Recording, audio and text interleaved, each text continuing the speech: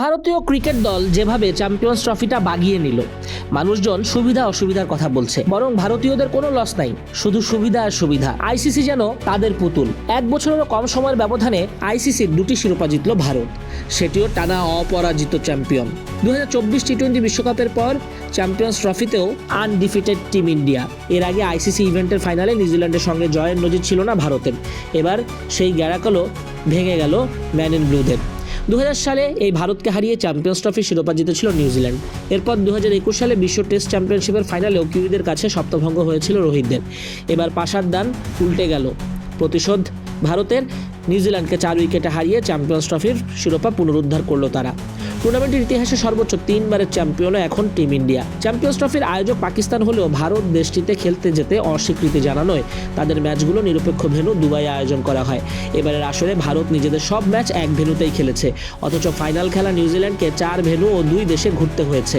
এছাড়া বাংলাদেশ, অস্ট্রেলিয়া আয়োজক পাকিস্তানকেও 2 দেশ ঘুরতে হয়েছে শুধু ভারতের চাওয়া মতে। কিন্তু ভারতীয় দল এক জায়গাতেই ছিল। রোহিত শর্মাদের শুধু হোটেল থেকে মাঠে যেতে হয়েছে, মাঠ থেকে হোটেলে ফিরতে হয়েছে। যাতায়াতের ধকল থেকে বেঁচে গিয়েছেন তারা। সেই সঙ্গে একই মাঠে সব ম্যাচ হওয়ায় পরিকল্পনা করাও সহজ হয়েছে রোহিতদের জন্য। পরিস্থিতি অনুযায়ী দল বেছে নিতে পেরেছে টিম ইন্ডিয়া, যা বাকি দলগুলোর থেকে এগিয়ে রেখেছে ভারতকে।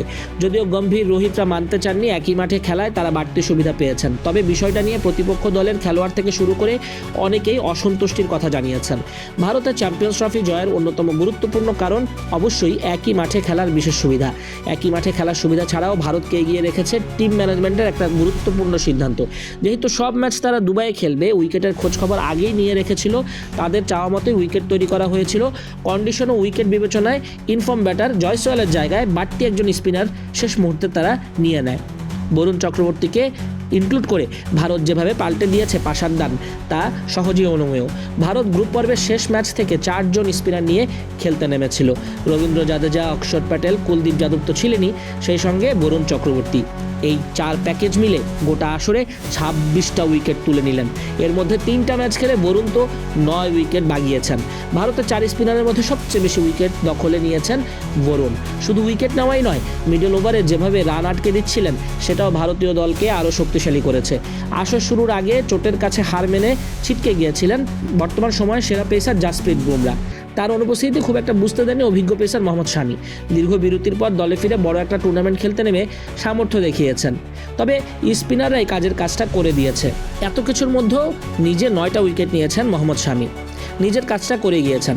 প্রথম ম্যাচে বাংলাদেশের বিপক্ষে নিয়েছিলেন 5 উইকেট। পরের ম্যাচগুলোতে নতুন বলে চাপ তৈরি করেছেন বারবার। ফাইনালে যদিও ডেথ ওভারে অনেক রান দিয়ে ফেলেছেন, তবুও শামি না থাকলে ভারতের পেস আক্রমণ নেতৃত্বহীন হয়ে যেত এবারে চ্যাম্পিয়ন্স ট্রফিতে। চ্যাম্পিয়ন্স ট্রফি জয়ের আরেকটা বড় কারণ হলো ভারতের ব্যাটিং গভীরতা। দলটার ব্যাটিং অর্ডার এত বড় যে রবীন্দ্র জাদেজার মতো অলরাউন্ডারকেও 8 নম্বর পজিশনে খেলতে হয়। জয়সওয়ালের মতো ইনফর্ম ব্যাটারকে বাদ দিয়েই স্কোয়াড সাজানো হয়।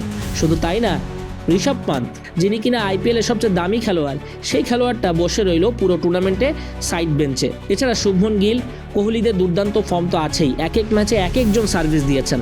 এবারে চ্যাম্পিয়ন্স ট্রফিতে 5 ম্যাচে 218 রান করেন বিরাট কোহলি। ফাইনালে মাত্র 1 রান করে আউট হলেও গোটা প্রতিযোগিতায় ফর্মে ছিলেন কোহলি।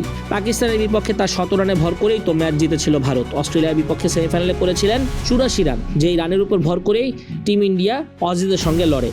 সেই ম্যাচেও সেরা হয়েছিলেন কোহলি। ভারতকে 2টি বড় ম্যাচ জিতিয়েছেন। অভিজ্ঞ ব্যাটার যেভাবে দলের গুরুত্বপূর্ণ সময় রান করে দলকে ভরসা দিলেন, তাতে গোটা দলের আত্মবিশ্বাস বেড়ে যায়। কোহলির চাপটা কাটিয়ে দিতেই শ্রেয়াস আয়ার, লোকেশ রাহুলরা নিশ্চিন্তে রান করে ম্যাচ জেতান ভারতকে। বিশেষ সুবিধা প্রাপ্তি কিংবা যাই হোক, মূল লড়াইটা তো 22 গজেই হয়েছে। ভারত সুবিধা নিয়েও লড়াই করে জিতেছে, সবাইকে হারিয়েছে। তাই দিন শেষে ক্রিকেটটাই জিতল। হয়তোবা কিছুটা আধিপত্য থাকবে, তবে অসৎ উপায়ে তো তারা ম্যাচ জিতেনি। সেজন্য সমালোচনা হলেও তাদের সামর্থ্য নিয়ে খোদ কথা বলছে না প্রতিপক্ষ নিউজিল্যান্ডও, যেই দলটা আইসিসি আসলে সবচেয়ে কনসিস্টেন্ট টিম। 2009 সালের চ্যাম্পিয়ন্স ট্রফির ফাইনালে হয়নি, 2015 বিশ্বকাপে হয়নি, 2019 বিশ্বকাপের ফাইনালেও হয়নি, 2021 টি-20 ওয়ার্ল্ড কাপেও হয়নি। এবার 2025 চ্যাম্পিয়ন্স ট্রফিতেও ব্ল্যাক ক্যাপদের ভাগ্য খোলেনি। বিধাতা কবে যে কিউইদের ভাগ্যে ট্রফি দিবেন সেটা তিনিই ভালো জানেন।